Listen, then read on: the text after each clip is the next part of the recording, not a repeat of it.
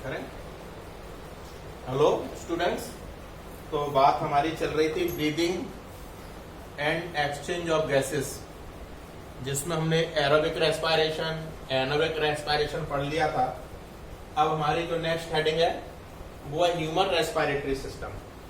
तो human respiratory system का एक डायग्राम आप देखेंगे डायसन एंड एब्जॉर्प्शन से। जहां हमने आपको एक्सप्लेन किया था कि जब हम खाना खा रहे होते हैं या पानी पी रहे होते हैं और अचानक से हंस पड़ते हैं तो ठसका लग जाता है। तो वहां का वो डायग्राम थोड़ा सा याद रखेंगे, यहाँ जरूरत पड़ेगी उस डायग्राम की। तो वहां पे हमने आपको एक्सप्लेन किया था कि जनरली होता क्या है कि जैसे ये ग्लॉटिस है जो कि लैरिंग्स की ओपनिंग है, ठीक है, ये हमेशा खुली रहती है। एक लीफ लाइक कार्टिलेज होती है, उसको हम आगे पढ़ेंगे नेक्स्ट हेडिंग में, जब नेक्स्ट इसके बाद टर्न आएगा उसमें। यहाँ पे कार्टिलेज होती है लीफ लाइक, जिसको हम एपिग्लॉटिस कहते हैं।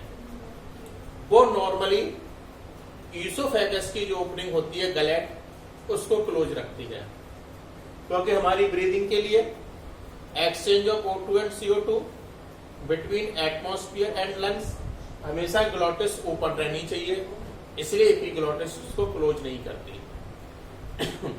जब हम पानी पी रहे होते हैं, खाना खा रहे होते हैं, उस टाइम गलेट को ओपन करना पड़ेगा। तो उस टाइम जो एपिग्लॉटिस है वो ग्लॉटिस को क्लोज कर देगी। और उसी समय हम हंस पड़े तो हंसने के लिए जो एयर है वो लंग्स से जाएगी और एपिग्लॉटिस ग्लॉटिस को ओपन करेगी।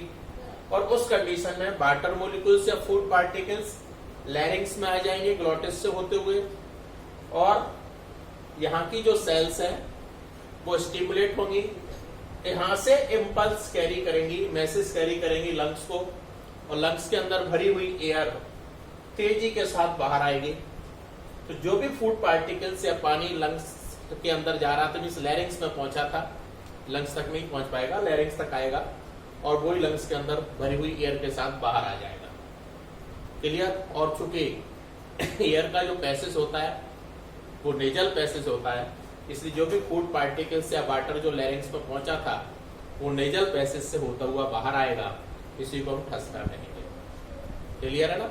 इसको हमने एनिमल न्यूट्रिशन में डायजेशन एंड एब्जॉर्प्शन में अच्छे से एक्सप्लेन किया है। तो अब हम ह्यूमन रेस्पिरेटरी सिस्टम पर चलते हैं। तो हमने बात की थी कि हमारा जो रेस्पिरेटरी सिस्टम होगा, सबसे पहले एक्सटर्नल नोस्ट्रल होंगे, जो हम आपको सीट का नोट्स भेजेंगे, मॉड्यूल्स के नोट्स भेजेंगे, उसमें है, ठीक है। मैक्सिमम बच्चों ने मॉड्यूल्स कलेक्ट कर ही लिए कोचिंग से। तो सबसे पहले एक्सटर्नल नोस्ट्रल होगा, फिर नेजल पैसेज होगा। नेजल पैसेज का डायग्राम भी हम नेक्स्ट इसके अगले वाले पे जो लेंगे वो नेजल पैसेज वाला डायग्राम लेंगे। तो नेजल पैसेज होगा, नेजल पैसेज पता ही है, राइट एंड लेफ्ट, उसमें कुछ टर्मिनल बोन्स भी होंगे, नेजल पैसेज में आपको एक्सप्लेन करेंगे।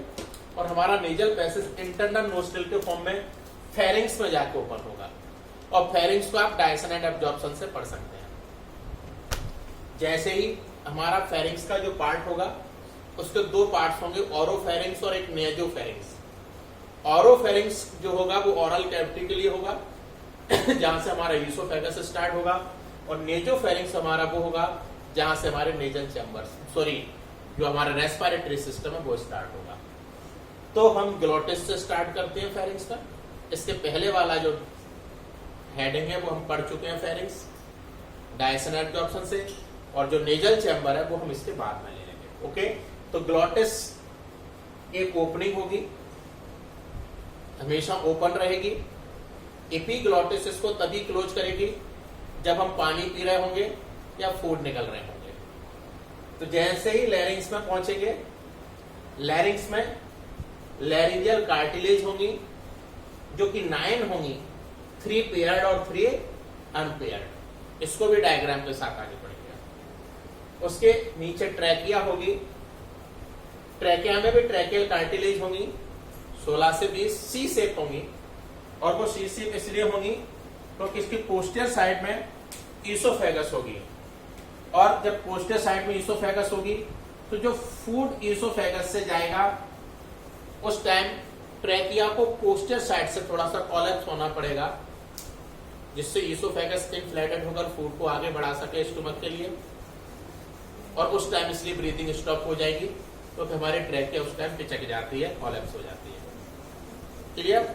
इसलिए यदि फूड काफी देर तक ईसोफेगस में कहीं फंसा रह गया तो ट्रैकिया क्योंकि पिचकी हुई है और उस टाइम ब्रीदिंग भी नहीं हो पाएगी और इसलिए डेथ का रीजन बन सकता है।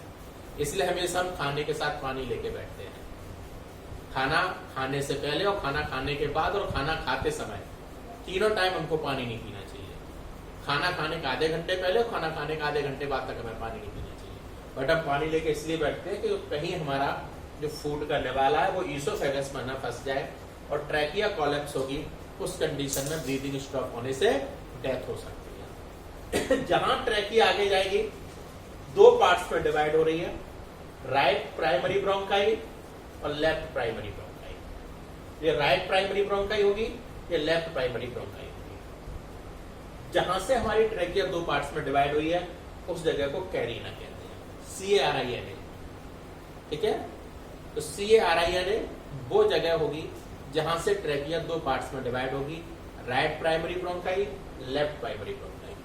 आप डायग्राम में देख रहे हैं, राइट प्राइमरी ब्रोंकाई स्मॉल है बट ब्रॉड है, लेफ्ट प्राइमरी ब्रोंकाई लंबी है बट सक्रिय है। तो आप देखेंगे कि राइट प्राइमरी ब्रोंकाई की लेंथ कम है, डायमीटर ज्यादा है, इसलिए जो भी पैथोजेंस आएंगे वो हमेशा चौड़ी सतह पर जाना चाहेंगे और छोटी सतह पर जाना चाहेंगे। ये सक्रिय लंबी है इसलिए इधर पैथोजेंस कम जाएंगे। इसलिए नीट में एक ऑब्जेक्टिव आया है कौन से लंग्स का इन्फेक्शन कॉमन होता है, तो आप यहां से बोल सकते हो क्योंकि राइट वाली में ज्यादा जाएंगे पैथोजेंस, इसलिए राइट लंग्स में इन्फेक्शन कॉमन होगा। आप पैथोजेंस को मर्सिडीज गाड़ी मान लीजिए और आप यहां से जैसे कार लेके आएंगे तो आपको सीधी सी बात है, ये वाली रोड छोटी भी है और चौड़ी भी है, इसलिए आप इधर की तरफ गाड़ी डालेंगे, ऐसे पैथोजेंस भी जाएंगे, इसलिए राइट लंग्स में इन्फेक्शन जो होगा वो कॉमन होगा।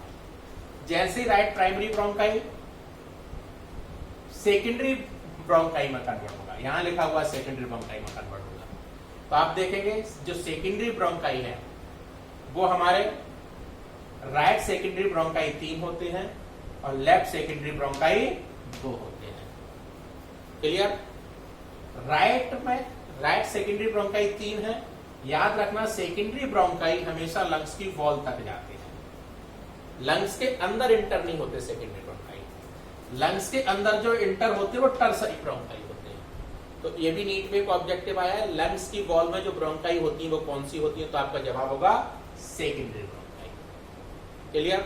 आप देख पाएंगे एक सुपीरियर में चलेगी, एक मिडिल में चलेगी और एक इंफीरियर में चलेगी। तो हमारा जो राइट लंग है उसमें 3 लोब है, सुपीरियर, मिडिल और इंफीरियर। ठीक है, और इसको जो फिशर्स बांट रहे हैं तो जो आप कह सकते हो सुपीरियर फिशर और हॉरिजॉन्टल फिशर्स। बट हमारे लेफ्ट लंग्स में 2 ही लोब है, सुपीरियर लोब और इंफीरियर लोब। इसमें एक ही फिशर होगा जिसको ऑब्लिक फिशर होगा, ये आर्यनल लाइन, ये ऑब्लिक फिशर है। जबकि राइट में 2 होंगे, तभी तो 3 चैम्बर बनेंगे। तो सेकेंडरी ब्रोंकाई यहाँ लंग्स की वॉल में जा रहा है, 2 है, एक सुपीरियर लोब में, एक इंफीरियर लोब में। जैसे ये सेकेंडरी टर्सरी में डिवाइड होंगे तो टर्सरी ब्रोंकाई, जो लिखा है ना टर्सरी ब्रोंकाई, जो रेड वाले कलर में दिखाया है, तो टर्सरी ब्रोंकाई आप देख पा रहे होंगे राइट लंग में 10 होंगे और लेफ्ट लंग में 8 होंगे। ये भी पूछा गया है टर्सरी ब्रोंकाई राइट लंग में कितने होते हैं, 10, लेफ्ट लंग में कितने होते हैं, 8। टर्सरी ब्रोंकाई हमेशा कहाँ होते हैं, लंग्स के अंदर। सेकेंडरी ब्रोंकाई राइट साइड में 3, लेफ्ट साइड में 2, हमेशा कहाँ होते हैं, लंग्स की वॉल में। क्लियर? कौन से बारे लंग्स इन्फेक्शन कॉमन होगा, तो राइट में, उसके पीछे आप प्राइमरी ब्रोंकाई जो राइट है उसके बेसिस पर बता सकते हैं। ये पूरी सारी बातें आपको याद रखनी है। जैसे हम लंग्स के अंदर पहुंचेंगे तो अब हमारा टर्सरी ब्रोंकाई के बाद जो होगा, जो नेक्स्ट हेडिंग आएगी टर्सरी ब्रोंकाई के बाद, वो इंट्रा पल्मोनरी ब्रोंकोल्स आएगा। इंट्रा पल्मोनरी ब्रोंकोल्स को हम डायग्राम में नहीं दिखा रहे हैं आपको, नेक्स्ट जो डायग्राम हम मॉड्यूल्स वाले हैं उसमें जो है। और इंट्रा के बाद जो फिर आएगा वो टर्मिनल ब्रोंकोल्स आएगा। कौन सा आएगा, टर्मिनल ब्रोंकोल्स। और टर्मिनल ब्रोंकोल्स के बाद आपको 4 चीजें याद रखनी है, respiratory bronchioles, alveolar duct, alveolar sac और एल्वोलाई। आप इसको कह सकते हो RAAA। R का मतलब रेस्पिरेटरी ब्रोंकोल्स, A का मतलब alveolar ducts, next A alveolar sac और उसके अंदर प्रेजेंट एल्वुलाई। एल्वुलाई जो होती हैं लंग्स की स्ट्रक्चरल और फंक्शनल यूनिट होती हैं। एल्वुलाई क्या होती हैं? लंग्स की structural and functional unit. Structural and functional unit of lungs, याद रखना। और ये हमेशा 300 मिलियन होती हैं इन ईच लंग्स। एक लंग्स में 300 मिलियन एल्वुलाई पाई जाती है। यही वो स्ट्रक्चर है जिनके कारण लंग्स रेस्पिरेटरी सरफेस बढ़ाते हैं और ब्रीदिंग में हेल्प मिलती है। यदि